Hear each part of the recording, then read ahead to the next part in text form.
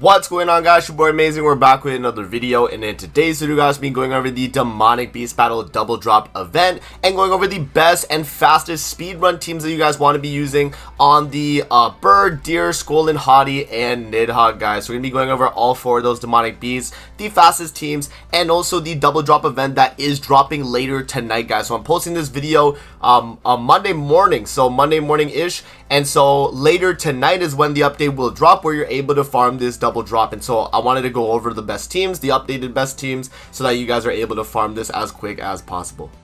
So before we actually hop into the video, make sure to subscribe to your boy Amazing. We are on the road to the 50,000 subscribers. If you guys haven't hit that sub button already, man, you guys like the videos, definitely make sure to and help support the channel. You know, I definitely do appreciate all the support as of late, guys. And with that out of the way, let's hop in and let's talk about it. So let me actually zoom in here on my display, guys, because I want to show you the actual boosting event itself and the way it's gonna work. So Demonic Beast Battle boosting event, this is gonna be from the 24th till the 1st. So that's to 24th, meaning later tonight, till the 1st of July. So you have about a week, right? You're gonna only have a week to do this, and it's starting later tonight, so you definitely want to know all the information for it. It's gonna be 50% stamina discount, so half stamina on every stage of the beast that you're doing, right? So that's really good.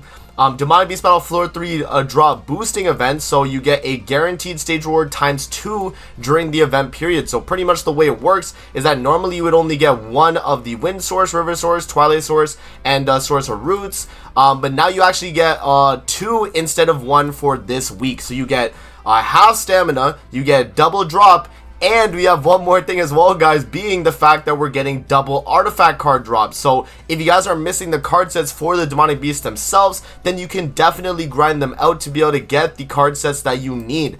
So because it will be ×2 artifact card drop rate. So that is really, really good, man. And so now that I've gone over that, guys, let's actually hop onto the game here, and I'll give you guys my fastest teams that I like to use on each Demonic Beast so that you guys will be able to farm this event as quick as possible. So starting off with the Bird here, in terms of the fastest team for the Bird, guys, this would be it right here in my opinion. Now the main thing that holds this team together completely is Blue Roxy. The reason why Blue Roxy is such a good speedrun character for Demonic Beast Battle is because of the way she works alongside human allies. So if a critical strike occurs from a human ally single target attack, inflicts additional damage equal to 300% of the hero's initial attack. And the reason why that's good is because it allows you to bypass damage cap when fighting these Demonic Beast Battles. And so the main thing that's changed since the last time I've done a video like this is that instead of using LR Escanor, we're using the brand new UR Escanor. Now UR Escanor does not have double single target like LR Escanor,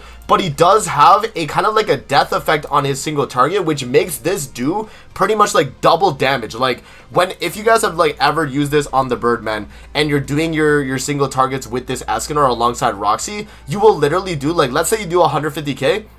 After the death damage and the Roxy, you're doing like 300k total. It's actually insane. You pretty much do double damage with this card, so it's absolutely insane to be able to run UR Escanor, and I think he is a little bit faster than LR Escanor because of that. And then obviously Chaos Arthur here is a staple just in case you need to draw damage away if you're not able to kill that turn. You definitely don't need to run Chaos Arthur as well. Honestly, you could just run maybe even like the free-to-play Arthur if you just want to like run this one just so you have like the taunt, or even this one for the damage dealt, right? You actually run the red one for the damage dealt, but either this one or the red one, I mean, it's up to you. But you pretty much, I only run Arthur here because he's here to kind of draw damage away, but he can do damage as well, which is the nice thing about running Chaos Arthur as well. And then the last character here we have is Red Levi from the AOT collab. He is a little bit exclusive, so if you don't have him, feel free to run Transcendent Bond. His Transcendent Bond does have double single target, and he is able to crit on both of those, which is really nice. So yeah, that would be probably the best setup right there in my opinion, guys. And then for the artifact card support, you want to definitely run the attack related card set. These are from the dogs, so if you don't have these two cards yet, definitely recommend grinding Nidhogg during this event, guys, so you're able to get both these cards, and then you can start grinding out all the other Demonic Beasts with this, you know, 15% attack related stats. But yeah, you pretty much only gain this when running the same race heroes, and as you guys can see, we are running a full human team right here. So yeah, man, that's pretty much the setup here for the Bird, guys. Let's move on then to the deer. Oh, one thing I will mention with the bird as well, every DPS character is attack crit damage, okay, no matter what, guys. And this goes for every other demonic beast battle that we're going to talk about today. Literally, attack crit damage is the way to go on like Roxy, Escanor, Levi, even Arthur I would as well, but he scales through HP, so that's why we're running him HP defense. But for the most part, if you're running a full DPS squad, attack crit damage on everybody, guys. That's the way to go when speed running in Grand Cross. So yeah, that's the bird right there. Let's move on now to the deer. Now for the deer, guys, is going to be a very similar team. It's the exact same team. And the reason why is because you cover all the colors already, right? You have green with you are Escanor, you have blue with Roxy, you have red with Levi, and let's say you don't have Levi, right? We could go to races and then humans, and I'll show you guys some other options. If you have other collab characters, you can go with like Reinhardt, right? I know he has double single target. You can use him. You can use Rudius as well, as Rudius does have a single target red skill as well. You know, again, as I mentioned, you can run Levi, you can run let's say you don't have any of them, and you want a character that's not a collab unit, you can run Red Brunhild, as she has a single target as well. You will probably have to run crit chance rolls on this, because she's not really going to be critting like that, and this card's kind of just a dead card. But you can still run Red Brunhild and she'll be solid as well. So yeah, for the most part though, guys, this is going to be the best team for the speed running, and it's because we have all the colors and everything that I explained with the bird that this team works just as good as it does on the Birdman, but on deer. Yeah, Escanor doing the double damage is absolutely insane. Roxy obviously with the single target after the initial hits, and she's obviously providing that for the entire team. Again, as I mentioned, like Chaos Arthur is kind of a flex unit. You can really run the other Arthurs if you want another taunt unit to kind of draw damage away, or you could run another human DPS. I mean, feel free. Like if you want to run like Levi, and you know, let's just say like you have Reinhardt as well, why not run both of them, right? I mean, go for it. You know, you have that option with the deer where you can run a flex unit, which, you know, for me is Chaos Arthur. But it's up to you. I mean, you can really switch it up and run whatever you want. But me personally, I like to run Chaos Arthur just to draw damage away when he taunts up, and also he's able to deal a ton of damage with a single target as well. So that's gonna be the deer, guys. Let's move on now to Skull and Hottie. Alright, guys, hopping into Skull and Hottie here. For the double drop team that we're using on Skull and Hottie, it's going to be the full Ragnarok team. Now, the reason why I decided with this team over the human team on Skull and Hottie is because it's a little bit more consistent in terms of just safety. You know what I mean?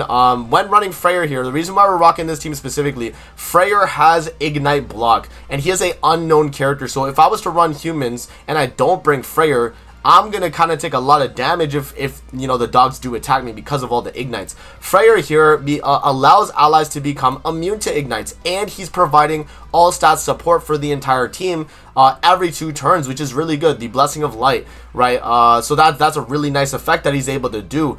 You know, alongside that, we do have Donar, which is the main, you know, Skull and Hottie unit, and she's still really good, and she has not been replaced. Whereas like the bird and the deer, you don't use Jormungand, you don't use Miguelda. With Skull and Hottie, you still use Donar because she's providing a 40%, I think it's 40% attack related stat increase and 30% single target damage dealt. Like, that's hard to you know, to miss up on, right? So you definitely want to run Red Donar. I think she's one of the best units for this, and she also has the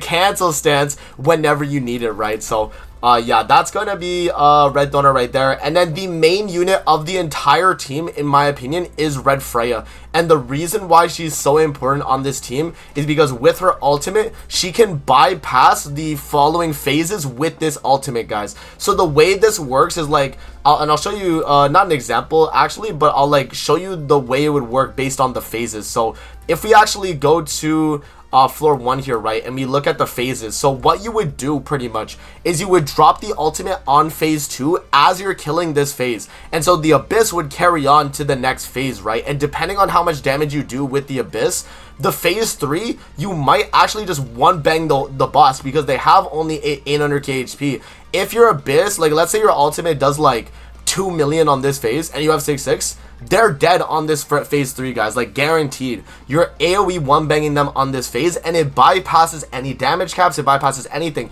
and you can do this for every phase. The only caveat I would say with this setup is that Freya has the possibility of being frozen randomly, and that could happen, which could mess up your Abyss, but I don't think it's necessarily a run ender, because even if she does get frozen, you still have Freya for damage, you still have Tyr, which you haven't even mentioned, for damage, right?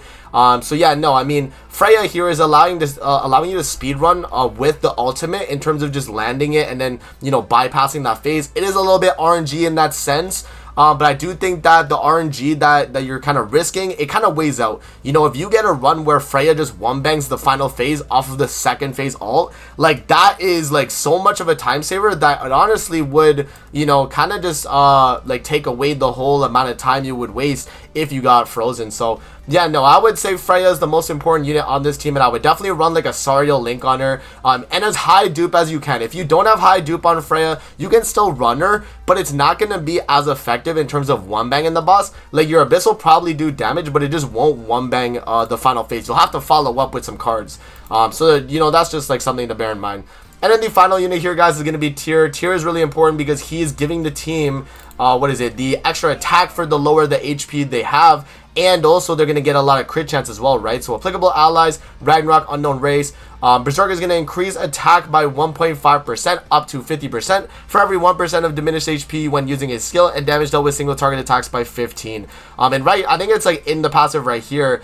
Yeah, so for each applicable ally participating in the battle, increases their damage dealt by 5%, increases their critical damage by 45%. In addition, at the start of the ally's turn, decreases all enemies' critical resistance, and when the hero uses a skill, increases crit chance by 1, and for every percent of remaining diminished HP. So that's really strong for the allies that Tyr is able to do that. So yeah, man, I would say this is probably the best team. There are other variants you can do, like if you don't run Freya, you can run Roxy like you were on the other demonic beast, so Roxy and even like UR Escanor, I guess, right? So you have options like this where you can run a setup like this, but I just think personally, guys, if you're gonna run the setup, I do think that the Ragnarok team overall is gonna be a lot more consistent than this team where, you know, because you have to run Freya, these two are not at their, you know, their perfect state. I feel like at that point it might be a little bit of a waste, so you definitely just want to run Freya anyway, guys. So yeah, that's gonna be the Skull and Hottie right there. Let's move on now to Nidhogg. Alright, guys, now hopping into Nidhogg, the best team for speedrunning and also just in general for clearing the fight is going to be the LR Liz, Mael, Red Freya, and Summer Margaret right here. Now, in terms of characters you can swap out, guys, I think you can swap LR Margaret for Summer Margaret. Obviously, you know, the only thing with that is that you actually have a little bit of a slower run because this Margaret already gives you, you know, the outright basic stats that you need, right? So increases allies base stats by 10% for each one participating in Nidhogg, so you get 40% outright, whereas the blue LR Margaret has to build up through buffs, which does take a little bit of time, right? So because this one just does give you the outright basic stats instantly, that's going to be a really big help. And the fact that she has a cancel stance skill as well is really nice, you know, allowing you to cancel stance on the boss when you need. And then she also does have a cleanse card that also does give you attack related stats, and if I'm not mistaken, it does also heal you. Yeah, it heals you whenever you cleanse debuffs as well on those allies. So yeah, Summer Ludo is going to be really strong. And then the next character obviously being Summer Freya, sorry, not Summer Freya, just the red one. And she's really good, obviously, because of the Holy Relic. You can also run the green Freya, like I mentioned Summer Freya, but you actually can run her as well. The only thing with running this Freya over the red one, is that she does a little bit less damage because her passive is not working. But she does have double single target, which could be valuable, but also could be a little bit of a detriment.